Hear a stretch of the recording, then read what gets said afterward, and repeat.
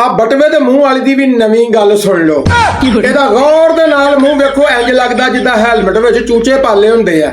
ਏਦਾਂ ਦੀ ਔਰਤ ਇੰਨਾ ਕਿ ਸਾਗ ਲੈ ਕੇ ਬਾਜ਼ਾਰ ਵੇਚਣ ਜਾਂਦੀ ਆ, ਅੱਲਾ ਜਾਣਦਾ ਇੰਨੇ ਪੈਸੇ ਲੈ ਕੇ ਘਰ ਆਉਂਦੀ ਆ। मामा यांडा फरमा रही है कि इमरान खान यहूदी है, इसे यहूदी लाबी चांसलर बना रही है। और मेरे प्यो दिए सालिए चले हुए कारतूस तू किन्ने क वारी चलाने वा?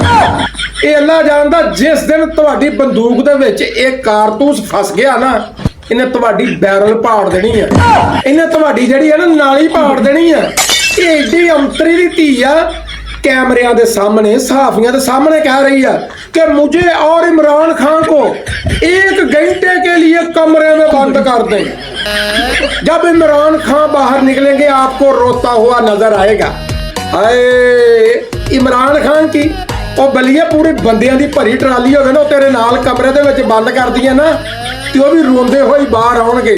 ਬੱਲੇ ਬੱਲੇ ਜ਼ਾਤ ਦੀ ਕੋੜ ਕਿਰਲੀ ਤੇ ਇਮਰਾਨ ਖਾਨ ਨੂੰ ਜੱਫੇ ਹੈ।